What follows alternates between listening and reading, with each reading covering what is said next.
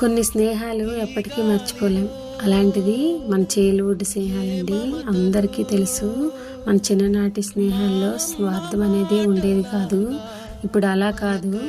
ముందో మాట వెనకో మాట అన్నట్టున్నారు. అయినా నేను చేసిన డిష్ 90s కిడ్స్‌కి తెలుసు.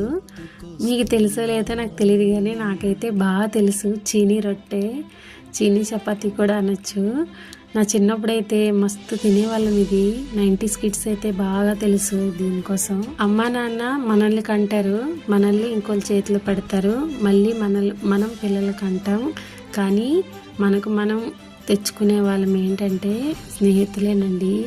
అందులో మంచి వాళ్ళు ఉంటారు, చెడు వాళ్ళు ఉంటారు. నాకైతే బెస్ట్ అండ్ బెస్ట్ ఇద్దరు ఉన్నారు.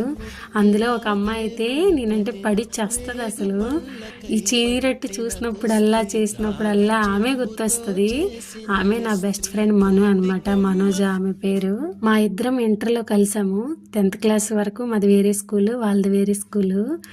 ఇంటర్ ఫస్ట్ ఇయర్లో కూడా దూరమే ఉన్నాము. సెకండ్ ఇయర్ లాస్ట్లో ఇంకా బాగా అంటే బాగా కలిసాము సెకండ్ ఇయర్లో. ఇంకా నేనంటే మనము ఎవరికి ఇష్టపడిన కన్నా మనల్ని ఇష్టపడని వాళ్ళ దగ్గర మనం ఉంటే చాలా హ్యాపీ. అలా ఆమె దగ్గర నేను చాలా నేర్చుకున్నాను. నా కోసం ఈ చీనీ రొట్టె సపరేట్గా చేసి తెచ్చేది అనమాట. నాకు చాలా హ్యాపీ అనిపించేది. ఎంతకైనా మనకి నచ్చిన కన్నా మనం నచ్చిన ఫ్రెండ్స్ మనతో ఉంటే చాలా అంటే చాలా హ్యాపీ. ఇంతవరకు చూసినందుకు thanks. Do subscribe. Bye bye.